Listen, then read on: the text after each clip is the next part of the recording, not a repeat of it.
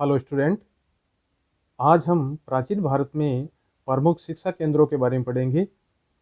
पिछले वीडियो में हमने प्राचीन भारत की शिक्षा व्यवस्था के बारे में अध्ययन किया था। हमने देखा था कि प्राचीन भारत में मुख्य रूप से 3 प्रकार की शिक्षा प्रणालियां प्रचलित थी।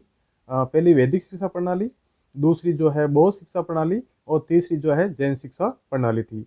इन शिक्षा प्रणालियों में क्या पाठ्यक्रम होता था, गुरु शिष्य संबंध क्या होता था, अनुशासन की क्या व्यवस्था थी, जो के बारे में पिछले वीडियो में हमने विस्तार रूप से अध्ययन कर लिया है। आज की वीडियो में जो है हम मुख्य रूप से प्राचीन भारत में जो प्रमुख शिक्षा के केंद्र थे उनके बारे में विस्तार से जानेंगे। सबसे पहले हम जानते हैं नालंदा के बारे में। नालंदा के बारे में पहले भी उल्लेख मिलता है। महात्मा बुद्ध के समय में 500 श्रेष्ठियों ने मिलकर 10 करोड़ मुद्राओं में इसे खरीदकर महात्मा बुद्ध को भेंट की थी। ठीक है, तो पहले भी इसका उल्लेख आया है। इसके साथ ही जो महात्मा बुद्ध के प्रमुख शिष्य थे सारिपुत्र, उनकी ये जन्मभूमि थी। और ये जो नालंदा जो था प्राचीन काल में जहाँ स्थित था, वहाँ वर्तमान में बड़गांव नाम का ग्राम है। कौन सा है? बड़गांव नाम का ग्राम है। ये राजगिरी के पास स्थित है। राजगिरी जो प्राचीन काल में जो है मगध की राजधानी थी, उसके पास स्थित है। कौन सा? बड़गांव। और प्राचीन काल में यहाँ क्या स्थित था? नालंदा विश्वविद्यालय। से पहले भी उल्लेख आता नालंदा का, लेकिन इसकी जो ज़्यादा प्रसिद्धि है वो 5वीं शताब्दी में बड़ी दिगनांग नाम का एक बौद्ध भिक्षु था। वो जो है आपके नालंदा जाता है और वहाँ के एक विख्यात ब्राह्मण पंडित सुदुर्गम को शास्त्रार्थ में पराजित कर देता है। तो फिर बाद में इसकी जो ज़्यादा प्रसिद्धि बढ़ जाती है, क्योंकि जो दिगनांग है वो बौद्ध धर्म से संबंधित होता है और उस समय बौद्ध धर्म का ज़्यादा प्रभाव था, तो इसकी जो प्रसिद्धि है वो ज़्यादा बढ़ जाती है। अब हम बात करते हैं इनकी स्थापना के बारे में। तो नालंदा विश्वविद्यालय की जो स्थापना है वो कुमारगुप्त ने की थी। किसने की थी? कुमारगुप्त ने। कुमारगुप्त जो है गुप्त वंश का शासक था और उसने जो है बौद्ध संघ को दान दिया और विद्या और शिक्षा को प्रोत्साहन देने के लिए यहाँ पर एक महाविद्यालय की स्थापना करवाई। किसकी स्थापना कराई? महाविद्यालय की स्थापना करवाई। पहले तो धर्म के क्षेत्र में तो नालंदा वैसे ही प्रसिद्ध था, लेकिन शिक्षा के क्षेत्र में जो है उसकी प्रसिद्धि कब मिली? कुमारगुप्त के काल में। कुमारगुप्त ने जो है यहाँ पर एक महाविद्यालय की स्थापना करवाई और इसके बाद जो है नालंदा शिक्षा के केंद्र में ख्याति प्राप्त करने लग गया। कुमारगुप्त के बाद जो है जो परवर्ती गुप्त शासक थे, जैसे बुद्धगुप्त था, तथागुप्त गुप्त था और नरसिंहगुप्त बालातीर्थ था, उन्होंने जो है विभिन्न विहारों का यहाँ पर निर्माण करवाया।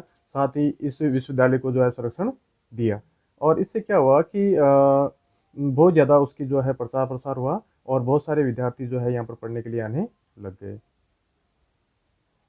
नालंदा के विश्वविद्यालय खर्चे के लिए जो है 200 गांवों का ध्यान दिया गया था। 200 गांवों में जो भी आय होती थी, उस सारी आय का जो खर्च है वो नालंदा विश्वविद्यालय के खर्च को चलाने के लिए किया जाता था। नालंदा विश्वविद्यालय में जो है एक महत्वपूर्ण पुस्तकालय था, उसका नाम था धर्मगंज। क्या नाम था? धर्मगंज। और उसमें 3 भवन थे। एक था रत्न सागर, दूसरा रत्नोदधि और तीसरा था रत्नरंजक। मतलब जो पुस्तकालय का नाम तो धर्मगंज था और उसमें जो भवन थे उनका नाम था रत्न सागर, रत्नोदधि और रत्नरंजक। इसके साथ ही जो एक महत्वपूर्ण तथ्य है इसके बारे में कि ये जो नालंदा विश्वविद्यालय वो महायान शाखा से संबंधित था। बौद्ध धर्म की महायान शाखा से संबंधित था।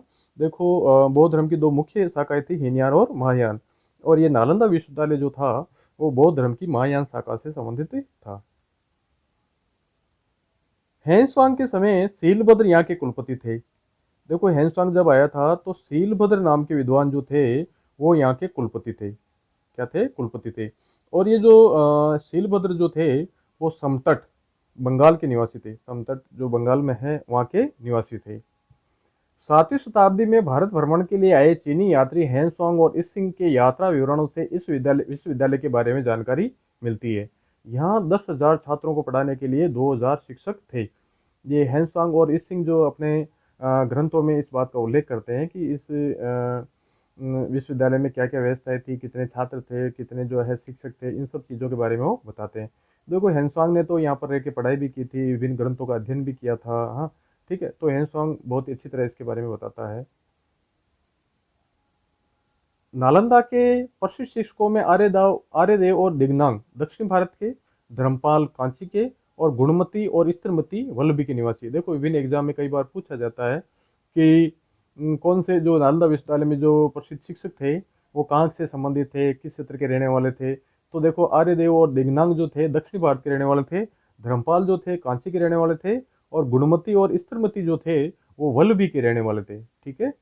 धर्मपाल शीलभद्र के गुरु एवं पूर्व कुलपति थे। जो धर्मपाल थे ना, वो शीलभद्र के गुरु थे। जो हैंसवांग के समय यहाँ के कुलपति थे शीलभद्र, उनके गुरु कौन से थे? धर्मपाल थे। इसके अलावा जो और कुछ शिक्षक थे, विद्वान थे, जैसे प्रभामित्र है, जिन मित्र है, ज्ञानचंद्र है और चंद्रपाल है, ये एक कुछ प्रमुख विद्वान थे नालंदा विश्वविद्यालय में। देखो, जावा व सुमात्रा के शासक बालपुत्र देव ने नालंदा में एक मठ बनवाया। जावा सुमात्रा का जो शासक था बालपुत्र देव, उसने नालंदा में एक मठ बनवाया और उसके निर्वाह के लिए पाल शासक देवपाल से जो है 5 गांव ध्यान में दिलवाई। तो ये भी पूछा जाता है ये कि जावा सुमात्रा कौन से शासक ने मतलब जो है यहाँ पर मठ बनवाया नालंदा में? तो बालपुत्र देव ने। बालपुत्र देव कहाँ का शासक था? तो जावा सुमात्रा का शासक था। ये चीजें पूछी जा सकती है एग्जाम में। तिब्बत में बौद्ध धर्म के प्रचार हेतु सर्वप्रथम नालंदा के विद्वान चंद्रगोमिन 8वीं शताब्दी में वे बाद में शांति रक्षित तिब्बत गए। देखो, नालंदा के जो विद्वान थे, उन्होंने तिब्बत में बौद्ध धर्म के प्रचार प्रसार में महत्वपूर्ण योगदान दिया। और सर्वप्रथम जो नालंदा के विद्वान तिब्बत गए थे वो थे चंद्रगोमिन। कौन से थे? चंद्रगोमिन थे। और दूसरे जो थे शांति रक्षित थे। कौन से थे? शांति रक्षित। और जब शांति रक्षित आपके तिब्बत जाते हैं तो वहां पर एक पहले से ही भिक्षु रहते हैं, पद्म शंभु, जो कश्मीरी जो विद्वान होते हैं, नालंदा में उन्होंने शिक्षा प्राप्त की थी, वो उनकी वहां पर सहायता करते हैं। अब हम बात करते हैं दूसरे विश्वविद्यालय की, जो उसमें बहुत फेमस था। दूसरा विश्वविद्यालय वो था विक्रमशिला। देखो, मैं ये आपको बताना भूल गया कि जो विक्रमशिला विश्वविद्यालय बिहार में था और साथ में नालंदा विश्वविद्यालय भी जो है बिहार में ही था। और विक्रमशिला विश्वविद्यालय की जो स्थापना है वो पाल वंश के शासक धर्मपाल द्वारा की जाती है। पाल वंश के शासक धर्मपाल द्वारा की जाती है। और कहाँ पर की जाती है? बिहार में की जाती है, भागलपुर के पास में। ठीक है, वो राजगिरी के पास में था, ये भागलपुर के पास में। इसकी स्थापना 8वीं शताब्दी में होती है और इसकी स्थापना 5वीं शताब्दी में होती है। नालंदा विश्वविद्यालय की स्थापना 5वीं शताब्दी में होती है और विक्रमशिला विश्वविद्यालय की स्थापना 8वीं शताब्दी में होती है। नालंदा विश्वविद्यालय की स्थापना गुप्त वंश के शासक द्वारा की जाती है और विक्रमशिला विश्वविद्यालय की स्थापना पाल वंश के शासक धर्मपाल द्वारा की जाती है। ठीक है। अब इस विश्वविद्यालय में कुछ महत्वपूर्ण विद्वान शिक्षक थे, उनके बारे में देख लेते हैं। देखो, इसमें जो विश्वविद्यालय में जो विद्वान शिक्षक थे, देखो इनमें रक्षित, विरोचन, ज्ञानपद, बुद्ध, जेतारी, रत्नाकर, शांति, ज्ञानश्री, मित्र, रत्न, वज्र एवं अभयंकर, ये जो कुछ प्रमुख विद्वान थे जो विक्रमशिला विश्वविद्यालय में जो अध्ययन अध्यापन का कार्य करवाते थे, ये कुछ प्रमुख विद्वान थे। ठीक है। और इन विद्वानों ने जो है विभिन्न रचनाओं की रचना की और ये जो है बौद्ध साहित्य में महत्वपूर्ण स्थान रखती है। इस विश्वविद्यालय का जो सर्वाधिक प्रतिभाशाली भिक्षु था वो था दीपंकर श्रीज्ञान अतिशा। दीपंकर श्रीज्ञान असिता। और उसने लगभग 200 ग्रंथों की रचना की थी। कितनी ग्रंथों की रचना की थी? 200 ग्रंथों की रचना की थी। ठीक है। तो सबसे इम्पोर्टेंट जो बौद्ध भिक्षु था विक्रमशिला विश्वविद्यालय में, वो कौन सा था? दीपंकर श्रीज्ञान अतिशा। ठीक है। इस शिक्षा केंद्र में लगभग 3000 अध्यापक कार्यरत थे। देखो, विभिन्न विद्वानों के उल्लेख से पता चलता है कि इस जो विश्वविद्यालय में 3000 अध्यापक थे। हालांकि छात्रों के विषय में किसी ने जानकारी नहीं दी है कि यहाँ पर छात्र कितने पढ़ते थे। वैसे नालंदा के बारे में जानकारी दी है, लेकिन विक्रमशिला के केवल अध्यापकों के बारे में जानकारी मिलती है, सिर्फ छात्रों के बारे में जानकारी नहीं मिलती है। यहाँ पर विदेशों से भी छात्र अध्ययन के लिए आते थे। देखो, विश्वविद्यालय था तो विदेशों से जो है इसी के आधार पर जो है इन्हें विश्वविद्यालय कहा गया है, क्योंकि विश्व के विभिन्न क्षेत्रों से छात्र जो है इनसे पढ़ने के लिए आते थे। और विक्रमशिला विश्वविद्यालय में जो विदेश छात्र आते थे उनमें सर्वाधिक संख्या जो थी वो तिब्बत के छात्रों की थी। कहाँ के छात्रों की थी? तिब्बत के छात्रों की थी। 1203 में बख्तियार खलजी के आक्रमण के परिणाम स्वरूप यह विश्वविद्यालय नष्ट हो गया। देखो, 1203 में जो है बख्तियार खलजी, जो मोहम्मद गोरी का एक सेनानायक था, वो जो है इसको नष्ट कर देता है, जला के राख कर देता है। किसको? विक्रमशिला विश्वविद्यालय को। नालंदा की भी यही गति होती है। इसके संदर्भ में तबकात नासिरी जो है ग्रंथ में जानकारी मिलती है और इसमें पता चलता है कि इस दुर्ग को जो है इस विश्वविद्यालय को दुर्ग समझ लिया गया और दुर्ग समझ के जो है इसमें आग लगा दी गई। इस प्रकार इसका अंत हुआ। अब हम नेक्स्ट जो विश्वविद्यालय है उसके बारे में बात करते हैं। नेक्स्ट जो विश्वविद्यालय है वो है वल्लभी। सबसे पहले हम जान लेते हैं कि वल्लभी जो है की स्थापना किसने की। हाँ, तो वल्लभी की जो स्थापना मैत्रक वंशी शासक भट्टारक ने की थी। वल्लभी की स्थापना किसने की थी? वैतरक वंशी शासक भट्टारक ने की थी। वल्लभी विश्वविद्यालय सौराष्ट्र या गुजरात में स्थित था। मतलब वल्लभी विश्वविद्यालय कहाँ स्थित था? गुजरात में। जैसे विक्रमशिला और नालंदा विश्वविद्यालय कहाँ स्थित थे? बिहार में स्थित है। वैसे वल्लभी विश्वविद्यालय आपके गुजरात में स्थित था। और छठी शताब्दी से लेकर 12वीं शताब्दी तक जो है लगभग 600 साल तक इसकी प्रसिद्धि चरम पर थी। मतलब जो है ये छठी से लेकर 12वीं शताब्दी तक शिक्षा क्षेत्र में ख्याति प्राप्त रहा। ठीक है। और इस वल्लभी विश्वविद्यालय में जो है विशेष रूप से जैन धर्म की शिक्षा दी जाती थी। 7वीं शताब्दी में जो है यहाँ पर दो प्रमुख विद्वान थे, गुणमती और स्थिरमती।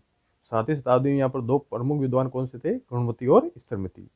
ये विश्वविद्यालय धर्मनिरपेक्ष विषयों की शिक्षा के लिए जाना जाता था, लेकिन मैंने बताया था कि जैन धर्म की भी शिक्षा दी जाती थी। ठीक है। यही कारण था कि इस शिक्षा केंद्र पर पढ़ने के लिए पूरी दुनिया से विद्यार्थी आते थे। ठीक है। अब बात करते हैं हम भारत के प्रथम विश्वविद्यालय की, जो जिसकी स्थापना सबसे पहले हुई थी, वो है तक्षशिला विश्वविद्यालय। कौन सा है? तक्षशिला विश्वविद्यालय। ये जो तक्षशिला विश्वविद्यालय वर्तमान में पाकिस्तान में स्थित है, रावलपिंडी से 18 मील उत्तर की ओर स्थित है। जो तक्षशिला विश्वविद्यालय था प्राचीन काल में, ये आपके वर्तमान पाकिस्तान में रावलपिंडी से 18 मील उत्तर में स्थित है। जिस नगर में यह विश्वविद्यालय था उसके बारे में कहा जाता है कि श्री राम के भाई भरत के पुत्र तक्ष ने जो है इसकी स्थापना की थी। देखो तक्षशिला की स्थापना किसने की थी? श्री राम के भाई भरत के पुत्र तक्ष ने जो है इसकी स्थापना की थी। इसके अलावा ये भी माना जाता है कि दुष्यंत और शकुंतला का जो पुत्र भरत था उसने जो है एक तक्ष नाम के व्यक्ति को जो है इस नगर को बसाने के लिए कहा था, ऐसा भी माना जाता है। ठीक है। ये विश्व का प्रथम विश्वविद्यालय था जिसकी स्थापना 700 वर्ष ईसा पूर्व में की गई थी। तक्षशिला विश्वविद्यालय पूरे विश्व में 10,500 से अधिक छात्र अध्ययन करते थे। देखो ये 700 ईसा पूर्व, मतलब जैन और बौद्ध धर्म के उत्थान से पहले ही ये विश्वविद्यालय के रूप में प्रसिद्ध था। ठीक है। बहुत ही प्राचीन था, सबसे प्राचीन विश्वविद्यालय, विश्व का सबसे प्राचीन विश्वविद्यालय हम इसको मान सकते हैं। और इसमें जो है 60 से अधिक विषयों की पढ़ाई की जाती थी। 326 ईस्वी पूर्व में विदेशी आक्रमणकारी सिकंदर के आक्रमण के समय ये संसार का सबसे प्रसिद्ध विश्वविद्यालय ही नहीं था, अपितु उस समय के चिकित्सा शास्त्र का एकमात्र सर्वोपरि केंद्र था। मतलब जब सिकंदर ने आक्रमण किया था भारत में, उस समय भी जो है ये विश्वविद्यालय बहुत ही प्रसिद्ध था। और इसमें जो है चिकित्सा शास्त्र की भी शिक्षा दी जाती थी। जब शिक्षा के शास्त्र के बारे में लोग जानते नहीं थे, विश्व के जो दूसरे देश जानते ही नहीं थे, उस समय जो है यहाँ पर चिकित्सा शास्त्र की शिक्षा दी जाती थी। तक्षशिला विश्वविद्यालय का विकास विभिन्न रूपों में हुआ था। इसका कोई एक केंद्रीय स्थान नहीं था, अपितु यह विस्तृत भूभाग में फैला हुआ था। वेद विद्याओं के विद्वान आचार्यों ने यहाँ अपने विद्यालय तथा आश्रम बना रखे थे। छात्र रुचि अनुसार अध्ययन हेतु विभिन्न आचार्यों के पास जाते थे। मतलब ये कोई इसका जो प्रांगण था वो बहुत ही विस्तृत था, बहुत ही विस्तृत था। मतलब अलग अलग जगह पर जो है अलग अलग आचार्य रहते थे और वो विभिन्न विषयों की शिक्षा देते थे। मतलब प्रांगण इसका बहुत ही विस्तृत था। इसका जो पाठ्यक्रम था उसके बारे में थोड़ा देख लेते हैं। देखो महत्वपूर्ण पाठ्यक्रम में वेद, वेदांत, अष्टादश विद्याएं, दर्शन, व्याकरण, अर्थशास्त्र, राजनीति, युद्ध विद्या, शस्त्र संचालन, ज्योतिष, आयुर्वेद, ललित कला, हस्त विद्या, अश्व विद्या, मंत्र विद्या, विविध भाषाएं, शिल्प आदि की शिक्षा यहाँ के विद्यार्थियों को दी जाती थी। ठीक है। प्राचीन भारतीय साहित्य के अनुसार पाणिनि, कौटिल्य, चंद्रगुप्त, जीवक, कौशलराज, प्रसेनजीत आदि महापुरुषों ने इसी विश्वविद्यालय से शिक्षा प्राप्त की थी। देखो जो पाणिनि था प्रसिद्ध विद्वान, कौटिल्य, हाँ, चंद्रगुप्त मौर्य, जीवक, कौशलराज, प्रसेनजीत, ये जो कुछ मुख्य महापुरुष थे जिन्होंने जो है इस विश्वविद्यालय से शिक्षा प्राप्त की थी। 500 ईस्वी पूर्व जब संसार में चिकित्सा शास्त्र की परंपरा भी नहीं थी, तब तक्षशिला आयुर्वेद विज्ञान का सबसे बड़ा केंद्र था। मैंने जैसे आपको पहले बताया था कि चिकित्सा के क्षेत्र में जो है महत्वपूर्ण मतलब जो है विश्वविद्यालय था। ठीक है। बाकी विश्व में चिकित्सा के बारे में जानकारी भी नहीं थी, लेकिन यहाँ पर जो है आपके आयुर्वेद का ये सबसे बड़ा केंद्र था। जातक कथाओं एवं विदेशी पर्यटकों के लेख से पता चलता है कि यहाँ के स्नातक मस्तिष्क के भीतर और आंतड़ियों तक का ऑपरेशन बड़ी सुगमता से करते थे। मस्तिष्क के भीतर देखो आज भी मस्तिष्क का ऑपरेशन करना, हाँ, मुश्किल काम है। वैसे न्यूरोलॉजिस्ट वगैरह कहीं है लोग आजकल भी, लेकिन फिर भी जो है इतना मुश्किल काम है। लेकिन फिर भी उस काल में भी जो है मस्तिष्क संबंधित विभिन्न ऑपरेशन वगैरह किए जाते थे। विश्वविद्यालय की स्थिति ऐसे स्थान पर थी जहाँ पूर्व और पश्चिम से आने वाले मार्ग मिलते थे। पूर्व और पश्चिम से आने वाले मार्ग यहाँ पर मिलते थे, है ना। रेशम मार्ग के पास में था ये। चतुर्थ शताब्दी ईस्वी पूर्व से ही इस मार्ग से भारतवर्ष पर विदेशी आक्रमण होने लगे थे। देखो उत्तर पश्चिम भारत में ये स्थित था और इधर से ही जो है भारत पर विभिन्न आक्रमण होते थे और विदेशी आक्रांताओं ने जो है इस विश्वविद्यालय को काफ़ी क्षति पहुंचाई। मतलब बार बार आक्रमणों की वजह से जो है इसे बहुत ही क्षति पहुंचती थी। अंततः छठी शताब्दी में ये आक्रमणकारियों द्वारा पूरी तरह नष्ट कर दिया गया और छठी शताब्दी में ये जो है विश्वविद्यालय आक्रमणकारियों द्वारा नष्ट कर दिया गया। देखो बाकी विश्वविद्यालय जो है सातवीं छठी आठवीं शताब्दी में उनका उदय होता है, लेकिन ये जो विश्वविद्यालय अपनी पूरी मतलब उन्नति के चरम शिखर को छूकर छठी शताब्दी में उनका पतन हो जाता है। अब हम बात करते हैं एक नेक्स्ट जो शिक्षा का केंद्र था, ये विशेष रूप से हिंदू शिक्षा केंद्र था। हालांकि और भी विषयों की शिक्षा दी जाती थी, लेकिन विशेष रूप से जो है वैदिक शिक्षा का केंद्र था। भारत में वैदिक सभ्यता बहुत दिनों तक पश्चिम प्रांतों में आबद्ध रही। मतलब देखो शुरुआत में जो वैदिक सभ्यता विकास हुआ था पश्चिम भारत में हुआ था। पूर्वी भारत में जो इसका प्रसार बाद में हुआ। जब भारत में जो इसका प्रसार हुआ तो काशी जो है शिक्षा का प्रमुख केंद्र बन गया और विशेष रूप से उपनिषद काल में। कब हुआ? उपनिषद काल में। ठीक है। ब्रह्मज्ञानी राजा अजातशत्रु के समय में यहाँ पर जो है ये अपने ज्ञान विज्ञान के लिए प्रसिद्ध हो गई। काशी जो है अपने ज्ञान विज्ञान के लिए प्रसिद्ध हो गई और विभिन्न क्षेत्रों के लोग जो है यहाँ पर अध्ययन के लिए आने लगे। देखो अलबरूनी भी जो है संस्कृत ग्रंथों के अध्ययन के लिए काशी या बनारस आया था। ठीक है। और यहाँ रहकर उसने अध्ययन किया था। अब हम बात करते हैं शिक्षा के अगले केंद्र की, वो है कश्मीर। कौन सा है? कश्मीर। कश्मीर जो है शिक्षा, सेव और बौद्ध धर्म का केंद्र रहा है, इसके लिए फेमस रहा है। ठीक है। यहाँ पर विभिन्न विद्वान हुए हैं और मतलब जैसे देखो रत्नाकर जो हरिविजय का लेखक है वो कश्मीर से संबंधित है। शिव स्वामी शिवांग का लेखक है और सेमेंद्र और उसका पुत्र सोमेंद्र, कल्हण, मखंग और श्रीहर्ष ये सब कहाँ के निवासी थे? कश्मीर के निवासी थे। तो कश्मीर भी जो है शिक्षा का एक महत्वपूर्ण केंद्र था। अब हम बात करते हैं अगले केंद्र की, वो है धारा नगरी। देखो धारा नगरी जो थी परमारों की राजधानी थी। परमार वंश की राजधानी कहाँ थी? धारा नगरी। धारा पूर्व मध्यकाल में शिक्षा का प्रधान केंद्र था। पूर्व मध्यकाल का जो काल था लगभग 8वीं शताब्दी से लेकर 12वीं शताब्दी तक, इस काल में जो है धारा नगरी शिक्षा का प्रधान केंद्र था। राजा मुंज के समय में धारा नगरी धर्म और शिक्षा केंद्र बन चुकी थी और राजा मुंज के समय में जो धारा नगरी है वो धर्म और शिक्षा केंद्र बन चुकी थी। बाद में राजा भोज द्वारा स्थापित भोजशाला विश्वविद्यालय के रूप में विख्यात हो गई और बाद में जो राजा भोज ने जो है भोजशाला स्थापित की थी वो विश्वविद्यालय के रूप में विख्यात हो गई।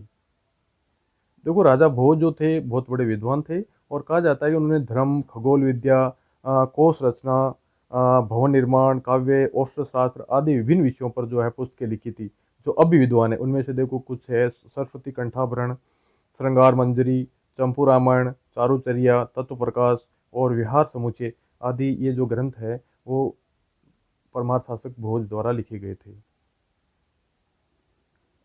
इसके अलावा जो वो खुद तो विद्वान थे, साथ में उनकी जो सभा थी, उनकी जो राजसभा थी, उसमें बहुत बड़े बड़े विद्वान थे जिनमें कुछ का नाम इस प्रकार है। देखो धनपाल, विज्ञानेश्वर वोट, ये जो है उनकी सभा में रहते थे।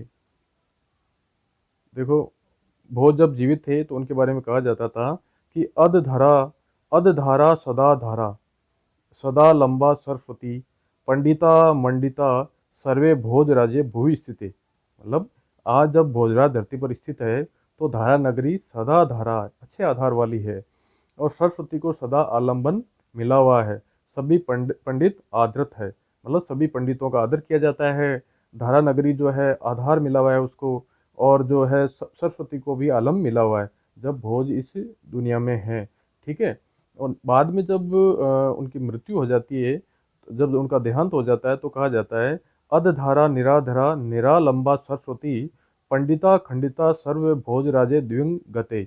मतलब आज भोजराज के दिवंगत हो जाने से धारा नगरी निराधार हो गई है, सरस्वती बिना अलम की हो गई है और सभी पंडित खंडित हो गए। तो इस प्रकार ये उनके बारे में कुछ दोहे प्रचलित है। अब हम बात करते हैं अगले जो शिक्षा केंद्र है वो है कन्नौज। देखो कन्नौज जो है हर्षवर्धन के समय राजधानी बन गया था। वैसे जो है उनके जो उनकी जो सिस्टर थी, बहन थी, उनके राज्यों को मिलाकर उन्होंने कन्नौज को राजधानी बनाया था, उसी समय से जो है इसकी प्रसिद्धि बढ़ गई और हिंदू और बौद्ध शिक्षा का केंद्र बन गया।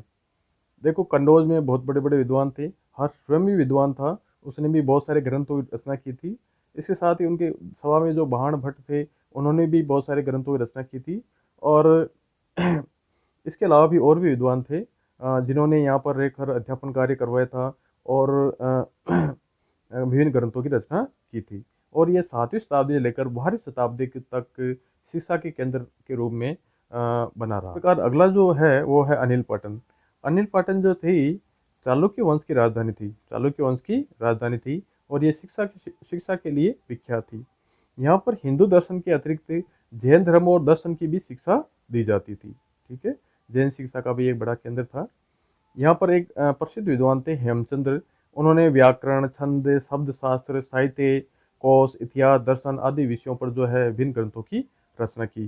यहाँ के शासक कुमारपाल के कहने पर ये उन्हीं के संरक्षण में थे, कुमारपाल के संरक्षण में। तो अनिलपट्टन भी शिक्षा का एक महत्वपूर्ण केंद्र था। अब हम बात करते हैं अगले केंद्र की। अगला जो केंद्र है वो कांची। देखो कांची जो है दक्षिणी भारत में था और पल्लव वंश के अंडर में जो है इसने प्रोग्रेस की थी और एक विश्वविद्यालय के रूप में विख्यात हुआ था। यहाँ पर जो है कहा जाता है कि वहाँ यहाँ पर विभिन्न क्षेत्रों के जो व्यक्ति आते थे शिक्षा प्राप्त करते थे।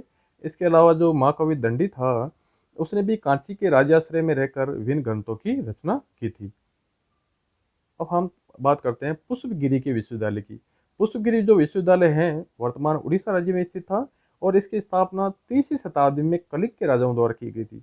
कलिंग जो उड़ीसा में है उसके राजाओं द्वारा की गई थी और ये लगभग 800 साल तक, लगभग 11वीं शताब्दी तक शिक्षा के लिए विख्यात रहा। और इसका जो परिसर जो था वो 3 पहाड़ियों पर विकसित था, ललितगिरी, रत्नगिरी और उदयगिरी। ललितगिरी, रत्नगिरी और उदयगिरी तक इसका फैला हुआ था। कौन से विश्वविद्यालय का? पुष्पगिरी विश्वविद्यालय का। अगला जो नेक्स्ट विश्वविद्यालय है वो है ओदंतपुरी।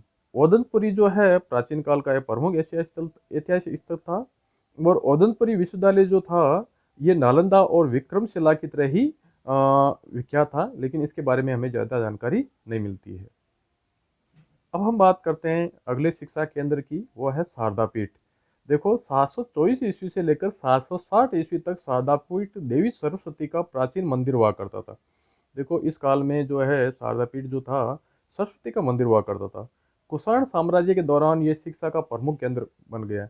जब कुषाणों शासन था तब ये शिक्षा का प्रमुख केंद्र बन गया। देखो ये वर्तमान में जो है पाक अधिकृत कश्मीर में जो है शारदा के निकट किशनगंगा नदी के किनारे स्थित है। किशनगंगा जो नदी है पाक अधिकृत कश्मीर में बहती है, यहाँ पर ये स्थित है, मतलब एलओसी के निकट है। अगला जो विश्वविद्यालय है वो है सोमपुरा विश्वविद्यालय। सोमपुरा विश्वविद्यालय की स्थापना ही पाल वंश के राजाओं ने की थी और ये जो है 8वीं से 12वीं शताब्दी तक जो है विश्वविद्यालय के रूप में प्रसिद्ध रहा और ये 27 एकड़ क्षेत्र में फैला हुआ था। तो इस प्रकार ये जो है ये भी आपके बंगाल में स्थित था, पाल वंश के राजाओं के अधीन। अब इसके अलावा कुछ और विश्वविद्यालय थे जैसे जगदला, ये पश्चिम बंगाल में था। हाँ, पाल राजाओं के संरक्षण में था ये भी। अगला जो था वो था नागार्जुन कोंडा, ये आंध्र प्रदेश में था। एक था मणिखेत या मान्यखेत जो राजकोट की राजधानी थी, ये कर्नाटक में स्थित था। और एक था जालोर जो राजस्थान में स्थित है, ये जैन शिक्षा का बड़ा केंद्र था। तो इस प्रकार ये कुछ प्राचीन भारत में शिक्षा के केंद्र थे जो शिक्षा के क्षेत्र में ज़्यादा प्रसिद्ध थे। हालांकि वैसे तो शिक्षा हर जगह दी जाती थी, लेकिन ज़्यादातर जो शिक्षा क्षेत्र में प्रसिद्ध स्थल जो थे इनके बारे में हमने अध्ययन किया है। ठीक है, और मैं आशा करता हूँ आपको समझ में आया होगा। ठीक है, धन्यवाद।